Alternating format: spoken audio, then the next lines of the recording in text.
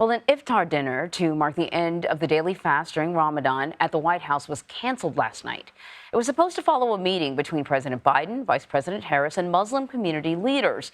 That meeting did take place, but some tensions saw tensions rise as a Palestinian-American ER doctor who recently went to Gaza told CBS News' Margaret Brennan that he walked out in protest after delivering remarks about the war. So I want to bring in CBS News senior White House correspondent Weijia Jiang to talk a little bit more about this. So what can you tell us about this cancellation of this dinner?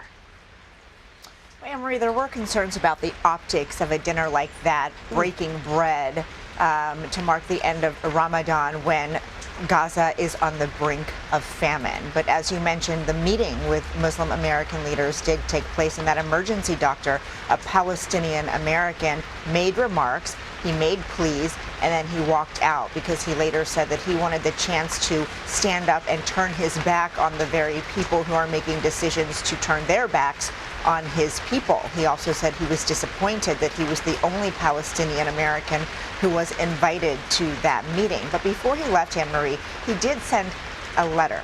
He handed over a letter that was written by an 8-year-old orphaned girl who was in Gaza. You can see video of her here, and in it she writes to President Biden and begs him to do whatever he can to stop the ground invasion of Rafah that Israel is planning. Of course, we have been reporting here that the administration has been trying to persuade Israel to take up an alternative to that invasion, but so far it seems like they will move forward as planned.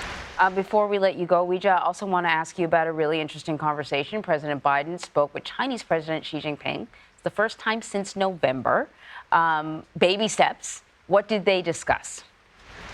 That's right, Anne-Marie. The very fact that they had this conversation was substantive because one of the main goals with China right now is to reestablish normal communications, because things got really tense after the U.S. shut down a Chinese spy balloon. And then when the U.S. tried to call over to the Chinese military, there was no answer. And so the leaders have agreed to have regular contact and to make sure their militaries can get a hold of each other. But this conversation, Anne-Marie, as you mentioned, was the first that they had after this summit in California. So they followed up on a lot of the topics that they focused on during that meeting, including an effort with Mexico to curb the flow of fentanyl into this country, artificial intelligence, 2024 election meddling, and then they did talk about TikTok.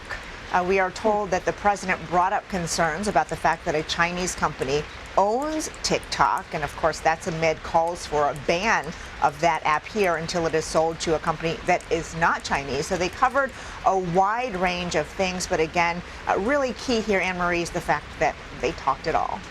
Exactly. Weijia, thank you very much. Sure.